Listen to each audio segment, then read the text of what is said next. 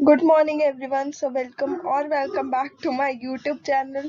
Please ignore the noises. I know कभी ठक ठक ठक कभी कुत्ता भौंक रहा है. I know काफी ज़्यादा हो रहा है. But please bear with me for this video. Basically climate action है क्या? अब हम देख रहे हैं कि काफी ज्यादा क्लाइमेट चेंज के ऊपर बातें आ रही है. पेरिस एग्रीमेंट काफी ज्यादा न्यूज में आता जा रहा है बार बार. तो इसमें होता क्या है? देखो, क्लाइमेट चेंज में क्या है, मेनली हमारा जो इंडिया के अकॉर्डिंग से देखें तो हिमालय ग्लेशियर में काफी ज्यादा मेल्ट, हम ये कह सकते हैं उसकी उसका जो मेल्टिंग पॉइंट है ना वो काफी काफी ज्यादा नीचे जाता जा रहा है. तो हिमालय ग्लेशियर मेल्ट होते हैं जिसकी वजह से, और इसके साथ साथ ग्लोबल वार्मिंग होती है. और हिमालय ग्लेशियर जब मेल्ट होते हैं तो हमारे यहाँ पे काफी ज्यादा नेचुरल डिस्ट्रक्शंस होता है in terms of Uttarakhand, in terms of UP. क्योंकि आपको पता है हिमालय ग्लेशियर से काफी सारी नदियां निकलती हैं और वो नदियां मोस्टली मोस्टली उत्तराखंड और यूपी के रास्ते से होते हुए ही बे ऑफ बंगाल या बे ऑफ बंगाल कह रही हूँ, उत्तराखंड और यूपी के रास्ते से होते हुए बांग्लादेश से जाते हुए गिरती है. तो अब अगर हम बात करें नेचुरल डिस्ट्रक्शन की, तो जैसे कि लैंडस्लाइड्स हो गई, फ्लड हो गई, ये सारी काफी ज्यादा बढ़ गई हैं.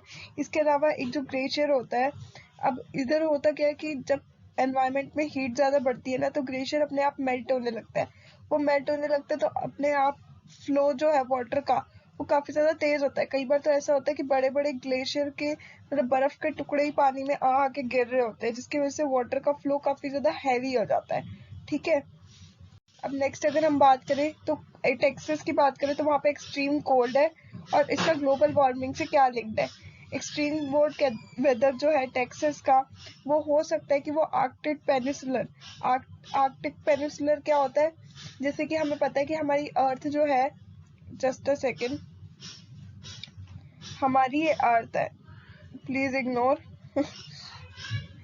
ये वाला एरिया हो गया और ये वाला एरिया हो गया, ये दो पोल्स होते हैं. यहाँ पे जो हमारा पोल होता है यहाँ पे हम, तो इन पोल्स पे भी ना कहीं काफी ज्यादा एक वेदर जो है वो हमारे यहाँ, जैसे कि हम लोग काफी ज्यादा ये कह सकते हैं कि जो हम ह्यूमंस है वो काफी ज्यादा ग्लोबल वार्मिंग में हकदार है. क्यों हकदार है? जस्ट बिकॉज हम ऐसी ऐसी क्लोरोफ्लोरोकार्बन, इन सब चीजों के आपने नाम सुने होंगे.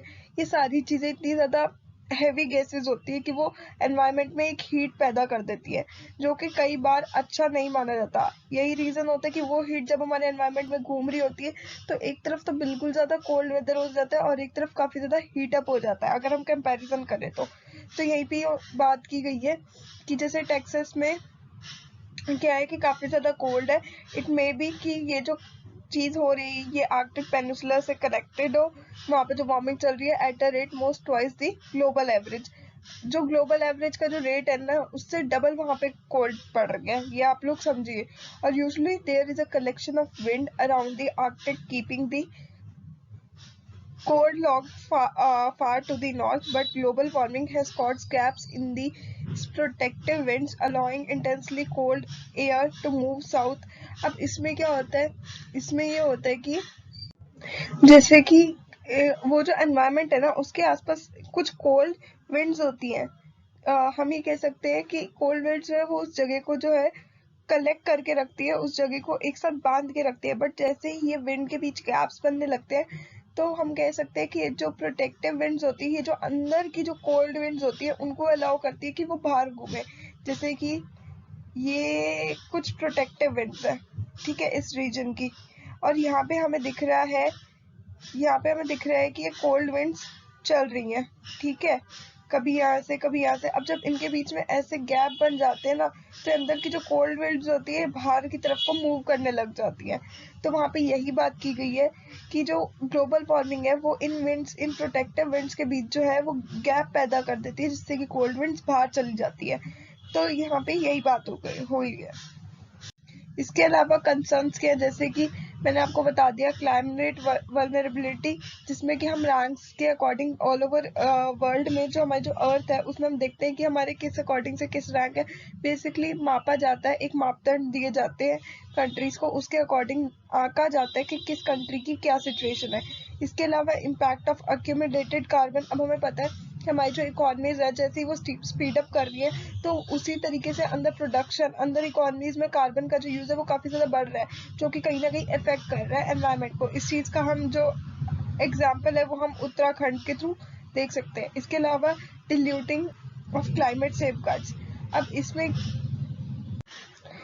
कि जैसे जैसे हिमालय की बर्फ पिघलती है तो जहाँ पे काफी ज्यादा पॉपुलेशन, जैसे कि मैंने आपको बताया कि हिमालय से फॉर एग्जांपल गंगा नदी निकल रही है, ठीक है, वैसे मतलब एक एग्जांपल ले लो, वैसे तो गंगा गंगोत्री से होते हुए आती है, बट जैसे ही वो गौमुख गंगोत्री से होते हुए अपने जो वहां से हिली एरिया से आते आते जैसे ही वो प्लेन्स में एंटर करती है जो कि है हरिद्वार, तो वो क्या है, डेंसली पॉपुलेटेड एरिया है कहीं ना कहीं एज कम्पेयर टू हिल्स। तो अगर वहां पे फॉर एग्जाम्पल बाढ़ आएगी तो सबसे ज्यादा वही एरिया अफेक्ट होगा, वहीं पे जान माल की नुकसान होगा। तो यही चीज यहाँ पे देखी गई है कि कहीं ना कहीं सेफ गार्ड जो सेफ्टी के इश्यूज है वो इस चीज से रेज होते हैं। इसके अलावा वे क्या है, सबसे पहली चीज कि हमें क्लीनर एनर्जी की तरफ शिफ्ट करना चाहिए। कार्बन न्यूट्रलिटी, हमें पता है चाइना ने भी, यूरोपियन यूनियन ने भी एंड जापान ने भी इस चीज को लेकर अनाउंसमेंट किया, बट अभी तक इंडिया का कोई इस पे पॉइंट ऑफ व्यू नहीं आ रहा है। इसके अलावा क्लाइमेट बस्टिंग में क्या होता है कि इसके अंदर पॉलिसीज जो होते हैं क्लाइमेट मिटिगेशन की बजट के अंदर, तो उसमें क्या होता है कि एनर्जी को, रोड्स, हेल्थ, मतलब एक अच्छे से क्लाइमेट बजटिंग का मतलब ये है कि जो क्लाइमेट रिलेटेड जो कंसर्न्स है उसके ऊपर गवर्नमेंट अपना एक बजट लाती है along with energy, roads, health and education. Especially growth targets should include timeline and switching to cleaner energy, means in terms of cleaner energy पे शिफ्ट करने का सोचा जाता है। इसके अलावा क्लाइमेट फाइनेंस मोबिलाइजेशन, इसमें मेन ये है कि जो सेंटर और स्टेट गवर्नमेंट का जो क्लाइमेट से रिलेटेड जो इश्यूज पे कंसर्न है उसमें कोऑर्डिनेशन बना रहना चाहिए। उसमें जो फाइनेंस मूव कर रहे हैं, मोबिलाइजेशन का मतलब था फाइनेंस मूव, यानी जो पैसा यहाँ से वहां जाता है किसी सेफ्टी कंसर्न के लिए, किसी डिजास्टर मैनेजमेंट के लिए, तो उसके अंदर रिस्क रिडक्शन होना चाहिए, उसके अंदर काफी ज्यादा चीजों को ध्यान में रख के ही ये सब करना चाहिए। तो यानी हम ये कह सकते हैं कि क्लाइमेट फाइनेंस मोबिलाइजेशन का मतलब ये कि जब सेंटर से स्टेट की तरफ पैसा जाता है किसी भी क्लाइमेट चैलेंज से निपटने के लिए या कोई अपग्रेडेशन के लिए, ताकि उस चीज पे भी ध्यान दिया जाए कि रिस्क रिड्यूस हो। इसके अलावा एग्रीकल्चर इनोवेशन और जो फ्लड्स वगैरह है उन सबसे भी वो एरिया बच के रहे। Hope you guys like it, पसंद आया तो like share comment and subscribe. तब तक के लिए बाय बाय।